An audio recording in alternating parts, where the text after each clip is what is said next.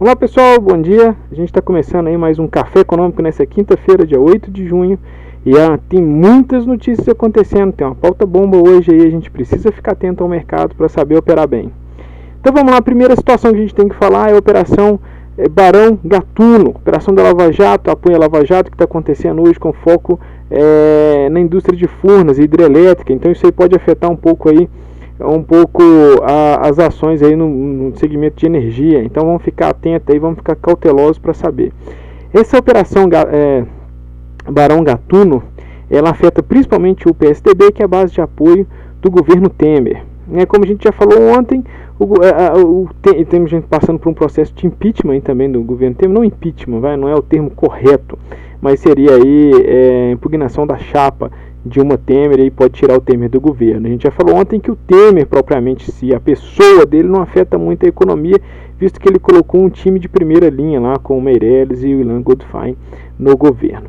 Mas, de qualquer forma, isso afeta as reformas, a pauta de reforma que o governo tem que fazer, tanto a reforma da Previdência quanto a reforma trabalhista.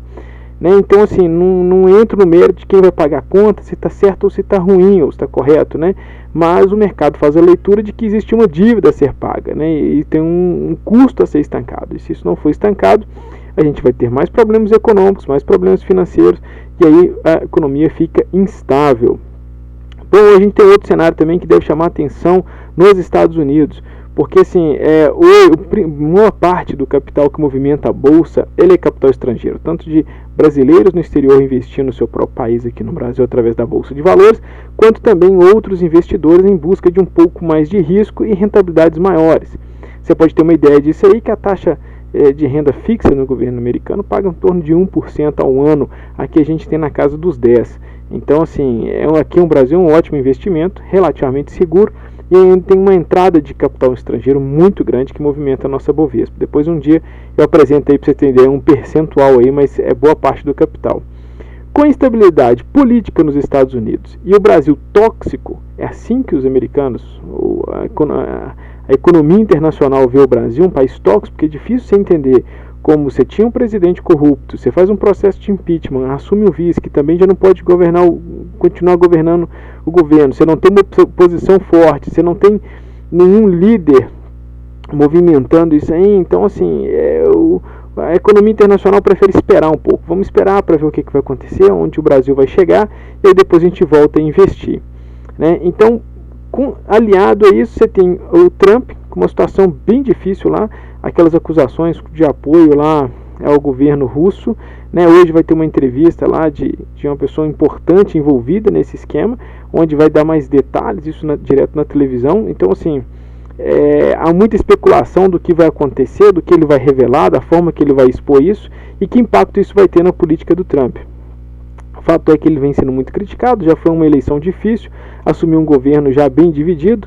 A gente viu isso aqui em 2014 e sabe a dificuldade que é de se governar um país assim, principalmente quando ele é a principal economia do mundo. Então todo mundo é afetado, ou todo mundo está de olho nos Estados Unidos. Então você já tem por lá, por si só, bastante problema para o investidor não querer investir aqui no Brasil e se expor um pouco mais ao risco. Então a gente tem uma bolsa essa semana bem volátil, a gente tem uma bolsa aí com baixo volume financeiro, baixos investimentos, instável, e a gente vai acompanhar um pouco disso aí. Então realmente é uma semana delicada aí, que a gente tem que trabalhar com os dedos aí bem suave aí no mercado de ações. Bom, o que mais que a gente tem aqui na pauta? Joaquim Barbosa, presidente de 2018, será? Ele fez uma declaração aí que animou muita gente, outros nem tanto, mas ele está falando aí que ele pode tentar disputar as eleições de 2018. Então vamos acompanhar aí para ver. Credibilidade ele tem com o povo, porque ele foi o principal articulador não, foi a principal pessoa, que assumiu aí a frente contra o mensalão. Então ele tem muita credibilidade. A gente não conhece aí o potencial econômico dele, a opinião econômica dele, mas vamos ficar atento aí, é um sinalzinho amarelo, não afeta tanto a nossa semana, mas vamos ficar de olho aí no que está acontecendo. Falamos já do escândalo nos Estados Unidos, votação do TCE, operação Barão Gatuno. É isso aí, pessoal. Então vamos acompanhar aqui bem rapidamente o que a gente tem aqui em ações. Vamos falar aqui primeira situação do Ibovespa. Vamos lá.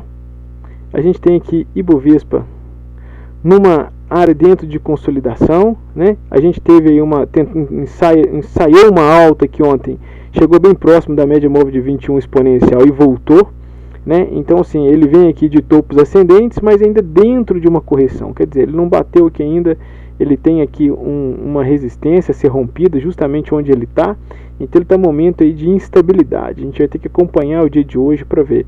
Provavelmente aqui ele já está num ponto forte para segurar o preço. Se ele romper essa resistência, ele pode encontrar mais dificuldade aqui na média móvel de 21, aqui na casa dos 663, 740. Então é um ponto aí de atenção. Se a gente tirar aqui um pouco o zoom e ver um panorama aqui do ano, a gente ainda mantém, né, apesar dessa queda que teve aqui na quinta-feira aqui do Temer, a gente mantém ainda na visão macro uma tendência de alta, uma tensão para um topo duplo, mas se a gente for ver aqui na retração que ele fez ainda, está dentro dos parâmetros normais aqui da teoria de Fibonacci, então ele ficou dentro da sua área aqui, então ele pode sim montar uma escalada aí para cima, vai depender aí um pouco aí do cenário nacional, internacional e aprovação dessas pautas aí de reformas trabalhistas, reforma trabalhista e reforma previdenciária. Então vamos ver aqui o dólar futuro.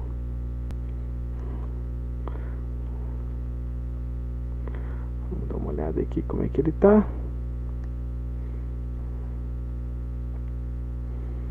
Tem uma ideia aí do que vem pela frente. Bom, dólar futuro, na visão macro, a gente vem aí numa tendência de queda. Ele entrou dentro de uma consolidação desde fevereiro e está nela, né? Está nessa consolidação. Ele monta uma outra área de consolidação aqui depois dessa quinta-feira e ele tende a ficar dentro desse parâmetro aí. Vamos dar uma olhada aqui no zoom. Ontem o dólar caiu, bateu aqui na média móvel de 9, segurou ela, então ele ainda mantém dentro dessa área aqui, ó, do 325 a 250, ele tende a ficar dentro dessa área aí com baixo volume. Eu acho difícil ele sair dessa área aqui, então vamos ficar atento. Tem uma boa área aqui para oscilação, para você fazer os day trades, tem uma perspectiva boa ainda, né? Dá para a gente operar e fazer um dinheiro, e aí a gente tem que ficar atento aí, sem entrar muito com a mão pesada, tá? Que a gente está num processo aí de instabilidade. Bom, pessoal, é isso aí, nossa quinta-feira, o resumo de quinta-feira, o Café Econômico. Se você curtiu, se inscreve no canal para acompanhar aí. O objetivo é todo dia você ter um resumo rápido e objetivo do que está acontecendo no mercado e se preparar para as suas operações no mercado financeiro. Se gostou, dá um like e se inscreve para acompanhar a gente aí nos próximos